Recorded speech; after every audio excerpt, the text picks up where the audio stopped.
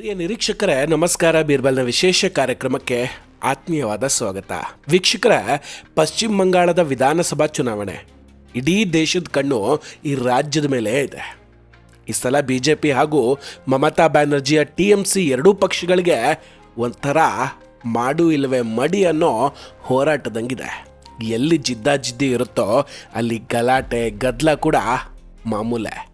ಅದರಲ್ಲೂ ಬಂಗಾಳದಲ್ಲಂತೂ ಅದು ನೆಕ್ಸ್ಟ್ ಲೆವೆಲ್ನಲ್ಲೇ ಇರುತ್ತೆ ಬಿಡಿ. ಹೀಗಾಗಿ ಪಶ್ಚಿಮ ಬಂಗಾಳದಲ್ಲಿ ಶಾಂತಿಯುತ ಚುನಾವಣೆ ನಡೆಸೋದಕ್ಕೆ ಕೇಂದ್ರ ಸರ್ಕಾರ ಸಾವಿರಾರು ಕಂಪನಿಗಳ ಭದ್ರತಾ ಪಡೆಗಳನ್ನು ನಿಯೋಜನೆ ಮಾಡಿದೆ. ಆದರೆ ಈ ಭದ್ರತಾ ಪಡೆಯ ಒಳಗೆಯೇ ಕೆಲವೊಂದಷ್ಟು ಆತಂಕಕಾರಿ ಬೆಳವಣಿಗೆಗಳು ನಡೀತಾ ಇದೆ. ನಾವು ಯಾರನ್ನ ರಕ್ಷಕರು ಅಂತ ನಂಬಿದ್ದೇವೋ ಅವರೇ ರಾಜಕೀಯ ಪಕ್ಷಗಳೊಂದಿಗೆ ಕೈ ಜೋಡಿಸ್ತಾ ಇದ್ದಾರೆಯೇ. ಮುರ್ಷಿದಾಬಾದ್ನಲ್ಲಿ ನಡೆದಂತಹ ಒಂದು ಘಟನೆ ಈಗ ಇಡೀ ದೇಶವನ್ನೇ ಬೆಚ್ಚಿ ಬೀಳಿಸಿದೆ. ಏನಿದು ಕತೆ? ಮಮತಾ ಬ್ಯಾನರ್ಜಿ ಜೊತೆ CRPF ಯೋಧರು ಕೈ ಜೋಡಿಸಿದ್ರ? ಈ ಕಂಪ್ಲೀಟ್ ಸ್ಟೋರಿಯನ್ನು ಡಿಟೇಲಾಗಿ ಹೇಳ್ತೀವಿ. ವಿಡಿಯೋವನ್ನು ಕೊನೆವರೆಗೂ ಮಿಸ್ ಮಾಡದೆ ನೋಡಿ.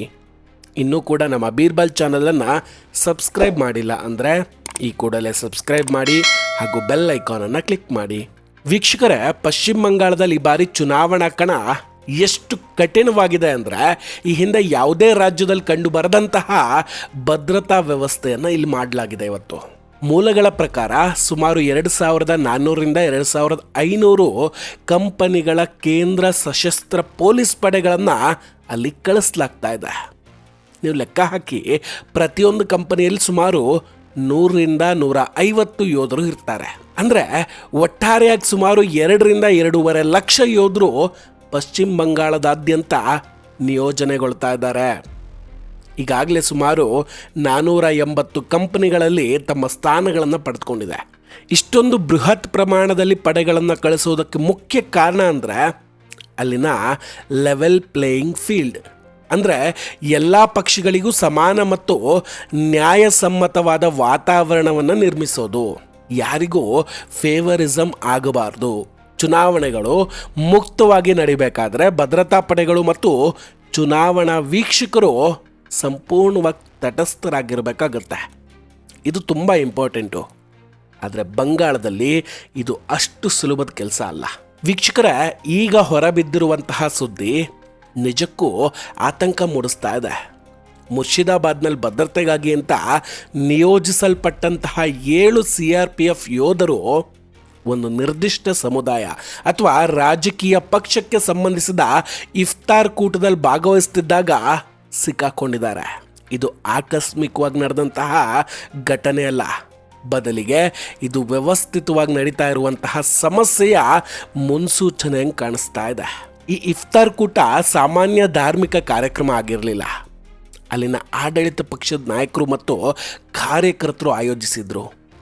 ಇಂತಹ ಕೂಟದಲ್ಲಿ ಭದ್ರತಾ ಪಡೆಯ ಯೋಧರು ಕಾಣಿಸ್ಕೊಂಡಿದ್ದು ತುಂಬ ಪ್ರಶ್ನೆಗಳಿಗೆ ಕಾರಣ ಆಗಿದೆ. ನಾವು ಯಾರನ್ನ ರಾಜ್ಯ ಪೊಲೀಸರ ಪ್ರಭಾವದಿಂದ ಮುಕ್ತವಾಗಿಡೋದಕ್ಕೆ ಅಲ್ಲಿ ಕಳಿಸಿದ್ವೋ ಅವರೇ ಅಲ್ಲಿನ ಸ್ಥಳೀಯ ರಾಜಕೀಯ ಪ್ರಭಾವಕ್ಕೆ ಒಳಗಾಗ್ತಾ ಇರೋದು ತುಂಬ ಗಂಭೀರವಾದ ವಿಷಯ. ವೀಕ್ಷಕರೇ, ಇಲ್ಲಿ ನಾವು ಕೇವಲ ಒಂದು ಇಫ್ತಾರ್ ಕೂಟದ ಬಗ್ಗೆ ಮಾತಾಡ್ತಿಲ್ಲ. ಇದರ ಹಿಂದೆ ಆಳವಾದ ಪಿತೂರಿ ಇರುವಂತಹ ಸಾಧ್ಯತೆ ಇದೆ. ಸುಮಾರು 1 ವರ್ಷದ ಹಿಂದೆ ಒಂದು ಗಂಭೀರ ವಿಷಯದ ಬಗ್ಗೆ ಚರ್ಚೆ ಆಗಿತ್ತು. ಮಮತಾ ಬ್ಯಾನರ್ಜಿ ಅವರ ಸರ್ಕಾರದಡಿಯಲ್ಲಿ ಅಥವಾ ಅವರ ಗಮನಕ್ಕೆ ಬಾರದಂತೆ ಪಾಕಿಸ್ತಾನದ ಮತ್ತು ಬಾಂಗ್ಲಾದೇಶದ ಅನೇಕ ಜನರು CRPFಗೆ ಭರ್ತಿಯಾಗಿದ್ದಾರೆ ಅನ್ನೋ ಆರೋಪ ಕೇಳಿ ಬರ್ತಾ ಇತ್ತು. ಬಾಂಗ್ಲಾದೇಶದಿಂದ ವಲಸೆ ಬಂದು ಇಲ್ಲಿನ ನಾಗರಿಕರಂತೆ ದಾಖಲೆಗಳನ್ನು ಸೃಷ್ಟಿ ಮಾಡಿಕೊಂಡು ಭದ್ರತಾ ಪಡೆ ಸೇರಿರೋದು ರಾಷ್ಟ್ರೀಯ ಭದ್ರತೆಗೆ ಎಷ್ಟು ಅಪಾಯಕಾರಿ ಅನ್ನೋದನ್ನು ನೀವೇ ಯೋಚನೆ ಮಾಡಿ ಒಮ್ಮೆ. CRPFನ ರಚನೆಯನ್ನು ನಾವಿಲ್ಲಿ ಗಮನಿಸಬೇಕು. ಇಲ್ಲಿ ಕಮಾಂಡೆಂಟ್ ಮಟ್ಟದ ಅಧಿಕಾರಿಗಳನ್ನು UPSC ಮೂಲಕ ಆಯ್ಕೆ ಮಾಡಲಾಗತ್ತೆ. ಆದರೆ ಅವರ ಮೇಲಿನ ವಿಭಾಗೀಯ ಮುಖ್ಯಸ್ಥರು ಹೆಚ್ಚಾಗಿ IPS ಅಧಿಕಾರಿಗಳಾಗಿರ್ತಾರೆ. ಈ ಅಧಿಕಾರಿಗಳು ಯಾವ ರಾಜ್ಯದವರು ಮತ್ತು ಅವರ ರಾಜಕೀಯ ಒಲವು ಹೇಗಿದೆ ಅನ್ನೋದು ಚುನಾವಣೆಯ ಮೇಲೆ ನೇರ ಪರಿಣಾಮ ಬೀರುತ್ತೆ. ಬಂಗಾಳದಲ್ಲೀಗ ರಾಜ್ಯಪಾಲರ ಬದಲಾವಣೆ ಆಗಿದೆ. ರಾಷ್ಟ್ರೀಯ ಭದ್ರತೆ ಮತ್ತು ಗುಪ್ತಚರ ಇಲಾಖೆಯಲ್ಲಿ ಅನುಭವ ಇರುವಂತಹ ವ್ಯಕ್ತಿಯನ್ನು ನೇಮಿಸಿರೋದು ಈ ಮೂಲಭೂತ ಸಮಸ್ಯೆಗಳನ್ನು ಬೇರ್ ಸಹಿತ ಕಿತ್ತಾಕಬೇಕು ಅನ್ನೋ ಕಾರಣಕ್ಕೆ. ನೋಡಿ, ಪಶ್ಚಿಮ ಬಂಗಾಳದಲ್ಲಿ ರಾಜಕೀಯ ಪ್ರೇರಿತ ಅಪರಾಧಗಳು ಎಷ್ಟು ಹೆಚ್ಚಾಗಿದೆ ಅಂದರೆ ಅಲ್ಲಿನ ಸುಮಾರು 16-17 ಜಿಲ್ಲೆಗಳು ನುಸುಳುಕೋರಿಂದ ಅಥವಾ ನಿರ್ದಿಷ್ಟ ಗುಂಪುಗಳಿಂದ ಪ್ರಾಬಲ್ಯ ಹೊಂದಿದೆ. BJP, CPI ಅಥವಾ ಇನ್ಯಾವುದೇ ಪಕ್ಷದ ಬೆಂಬಲಿಗರನ್ನು ಆಡಳಿತ ಪಕ್ಷದವರು ಅಥವಾ ವಿರೋಧಿ ಗುಂಪುಗಳು ಬಹಿರಂಗವಾಗಿ ಹಲ್ಲೆ ಮಾಡುವ ಪರಿಸ್ಥಿತಿ ಅಲ್ಲಿ ಎದುರಾಗಿದೆ. ಇಂತಹ ಪರಿಸ್ಥಿತಿಯಲ್ಲಿ ಮತದಾರರು ಮತಗಟ್ಟೆಗೆ ಬರೋದಕ್ಕೆ ಧೈರ್ಯ ಮಾಡೋದಾದರೂ ಹೇಗೆ? ಭದ್ರತೆಗಾಗಿ ಬಂದಂತಹ ಯೋಧರೇ ಒಂದು ರಾಜಕೀಯ ಪಕ್ಷದೊಂದಿಗೆ ಇಫ್ತಾರ್ ಮಾಡ್ತಾ ಇದ್ರೆ ಸಾಮಾನ್ಯ ಮತದಾರನಿಗೆ ಭದ್ರತೆಯ ಭರವಸೆ ಎಲ್ಲಿಂದ ಸಿಗುತ್ತೆ? ನಾನು ಮತ ಹಾಕಿ ಬಂದ ಮೇಲೆ ಚುನಾವಣೆಯ ಫಲಿತಾಂಶದ ದಿನ ನನ್ನ ಏರಿಯಾದಲ್ಲಿ ವಿರೋಧ ಪಕ್ಷಕ್ಕೆ ಮತಗಳು ಕಡಿಮೆ ಬಿದ್ದರೆ ನಂತರ ನನ್ನ ಮೇಲೆ ದಾಳಿ ನಡೆಯುತ್ತೆ, ಕಲ್ತೂರಾಟ ಅಥವಾ ಆ್ಯಸಿಡ್ ದಾಳಿ ಆಗುತ್ತೆ ಅನ್ನೋ ಭಯದಲ್ಲಿ ಜನರು ಬದುಕೋ ಹಾಗಾಗುತ್ತೆ. ಜನರು ಮನೆಯಿಂದ ಹೊರಗೆ ಬರದೇ ಇದ್ದರೆ ಅವರ ಹೆಸರಿನಲ್ಲಿ ಬೋಗಸ್ ವೋಟಿಂಗ್ ನಡೆಯುವಂತಹ ಅಪಾಯ ಕೂಡ ಇದ್ದೇ ಇದೆ. ಈಗ ಇಡೀ ದೇಶದ ಕಣ್ಣು ಕೇಂದ್ರ ಗೃಹ ಸಚಿವ ಅಮಿತ್ ಶಾ ಮತ್ತು ಚುನಾವಣಾ ಆಯೋಗದ ಮೇಲೆ ನಿಂತುಕೊಂಡಿದೆ. ಒಮ್ಮೆ ಚುನಾವಣಾ ದಿನಾಂಕಗಳು ಘೋಷಣೆಯಾದ ಮೇಲೆ ರಾಜ್ಯದ ಎಲ್ಲ ಅಧಿಕಾರಿಗಳು ಮತ್ತು ಪೊಲೀಸ್ ಪಡೆಗಳು ಪರೋಕ್ಷವಾಗಿ ಮುಖ್ಯ ಚುನಾವಣಾ ಆಯುಕ್ತರ ನಿಯಂತ್ರಣಕ್ಕೆ ಬಂದೇ ಬರುತ್ತೆ. 15 ವರ್ಷಗಳಿಂದ ಅಧಿಕಾರದಲ್ಲಿರುವಂತಹ ಪಕ್ಷ ಇಡೀ ವ್ಯವಸ್ಥೆಯನ್ನು ತನ್ನ ಹಿಡಿತದಲ್ಲಿಟ್ಕೊಂಡಿರುವಾಗ ವ್ಯವಸ್ಥೆಯನ್ನು ತಟಸ್ಥವಾಗಿರಿಸೋದು ಸುಲಭದ ಕೆಲಸ ಅಲ್ಲ. 2005ರಲ್ಲಿ ಬಿಹಾರದಲ್ಲಿ ಲಾಲೂ ಪ್ರಸಾದ್ ಯಾದವ್ ಅವರ ಕಾಲದಲ್ಲಿ ನಡೆದ ಬೂತ್ ಲೂಟಿ ಮತ್ತು ಹಿಂಸಾಚಾರವನ್ನು ತಡೆಯೋದಕ್ಕೆ ಹೊರ ರಾಜ್ಯದ ಪೊಲೀಸರನ್ನು ಮತ್ತು ಬೃಹತ್ ಪ್ರಮಾಣದ ಕೇಂದ್ರ ಪಡೆಗಳನ್ನು ಬಳಸಿಕೊಳ್ಳಲಾಗಿತ್ತು. ಅದೇ ರೀತಿಯ ಕಠಿಣ ಕ್ರಮಗಳು ಈಗ ಬಂಗಾಳಕ್ಕೂ ಅಗತ್ಯವಾಗಿದೆ. ಮುರ್ಷಿದಾಬಾದ್ನಲ್ಲಿ ಸಿಕ್ಕಿಬಿದ್ದಂತಹ ಯೋಧರ ಮೇಲಿನ ಕ್ರಮ ಒಂದು ಎಚ್ಚರಿಕೆ ಗಂಟೆ ಆಗಬೇಕು. ಸ್ಥಳೀಯ ಪೊಲೀಸರಿಗೆ ಮತ್ತು ರಾಜಕೀಯ ಪ್ರೇರಿತ ಅಧಿಕಾರಿಗಳಿಗೆ ಇದು ಸ್ಪಷ್ಟ ಸಂದೇಶವನ್ನು ಕೊಡಬೇಕು.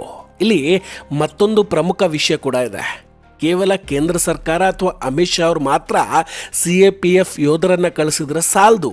ಸ್ಥಳೀಯ ಮಟ್ಟದಲ್ಲಿರುವಂತಹ BJP ಅಥವಾ ವಿರೋಧ ಪಕ್ಷಗಳ ಕಾರ್ಯಕರ್ತರು ಸಹ ಅತ್ಯಂತ ಜಾಗರೂಕರಾಗಿರಬೇಕಾಗುತ್ತೆ. ಅವ್ರು ಕೇವಲ ಕೇಂದ್ರದ ಭರವಸೆಯಲ್ಲಿ ಕೂತ್ಕೊಳ್ಬಾರ್ದು. ಎಲ್ಲಿ ಶಿಷ್ಟಾಚಾರದ ಉಲ್ಲಂಘನೆ ಆಗ್ತಿದೆಯೋ, ಎಲ್ಲಿ ಯೋಧರು ರಾಜಕೀಯ ಪಕ್ಷಗಳ ಪ್ರಭಾವಕ್ಕೆ ಒಳಗಾಗ್ತಿದ್ದಾರೋ ಅಂತಹ ಘಟನೆಗಳನ್ನು ತಕ್ಷಣ ವರದಿ ಮಾಡಬೇಕು. ಮಮತಾ ಬ್ಯಾನರ್ಜಿ ಅವರು CAPFನೊಳಗೆ ವಿದೇಶಿಯರನ್ನು ಸೇರಿಸೋದಕ್ಕೆ ಬೆಂಬಲ ನೀಡ್ತಿದ್ರೆ ಅಥವಾ ಹಣದ ಬಲದಿಂದ ಅಧಿಕಾರಿಗಳನ್ನು ಖರೀದಿ ಮಾಡ್ತಿದ್ರೆ ಅದನ್ನು ತಡೆಯೋದಕ್ಕೆ ಸ್ಥಳೀಯ ಜಾಗೃತಿ ಬಹಳ ಮುಖ್ಯ ಆಗುತ್ತೆ. ಭದ್ರತಾ ಪಡೆಗಳು ತಮ್ಮ ಪ್ರೋಟೋಕಾಲ್ ಮೀರಿ ಕೆಲಸ ಮಾಡ್ತಿದ್ರೆ ಅದು ಪ್ರಜಾಪ್ರಭುತ್ವದ ಅಡಿಪಾಯವನ್ನೇ ಅಲುಗಾಡಿಸುತ್ತೆ. ಕೊನೆಯದಾಗಿ ಹೇಳಬೇಕಂದ್ರೆ ಯಾರನ್ನ ರಕ್ಷಣೆಗಾಗಿ ಕಳಿಸಲಾಗಿದೆಯೋ ಅವರೇ ಹಿಂಸಾಚಾರ ನಡೆಸುವ ಗುಂಪುಗಳೊಂದಿಗೆ ಕೂತ್ಕೊಂಡು ಪಾರ್ಟಿ ಮಾಡ್ತಿರೋದು ತುಂಬ ಗಂಭೀರ ವಿಷಯ. ಚುನಾವಣಾ ಸಮಯದಲ್ಲಿ ಶಸ್ತ್ರ ಎತ್ತೋರು ಯಾರು, ಹಿಂಸಾಚಾರ ಮಾಡೋರು ಯಾರು ಎಲ್ರಿಗೂ ಗೊತ್ತಿರೋ ಸತ್ಯವೇ.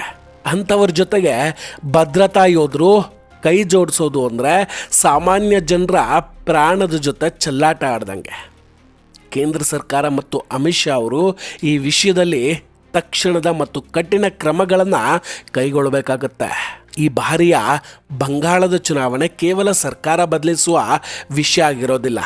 ಇದು ಪ್ರಜಾಪ್ರಭುತ್ವದ ಮೌಲ್ಯಗಳನ್ನು ಉಳಿಸುವ ಹೋರಾಟ ಆಗಿದೆ. ವೀಕ್ಷಕರೇ, ಇದೆಲ್ಲದರ ಬಗ್ಗೆ ನಿಮ್ಮ ಅಭಿಪ್ರಾಯ ಏನು?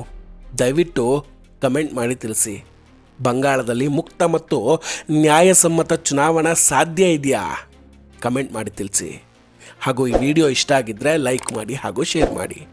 ಇನ್ನೂ ಕೂಡ ನಮ್ಮ ಬೀರ್ಬಲ್ ಚಾನಲನ್ನು ಸಬ್ಸ್ಕ್ರೈಬ್ ಮಾಡಿಲ್ಲ ಅಂದರೆ ಈ ಕೂಡಲೇ ಸಬ್ಸ್ಕ್ರೈಬ್ ಮಾಡಿ ಹಾಗೂ ಬೆಲ್ ಐಕಾನನ್ನು ಕ್ಲಿಕ್ ಮಾಡಿ. ನಮಸ್ಕಾರ, ಟೇಕ್ ಕೇರ್ ಆ್ಯಂಡ್ ಬಾಯ್ ಬಾಯ್. ಮತ್ತೆ ಭೇಟಿಯಾಗೋಣ. ಜೈ ಹಿಂದ್.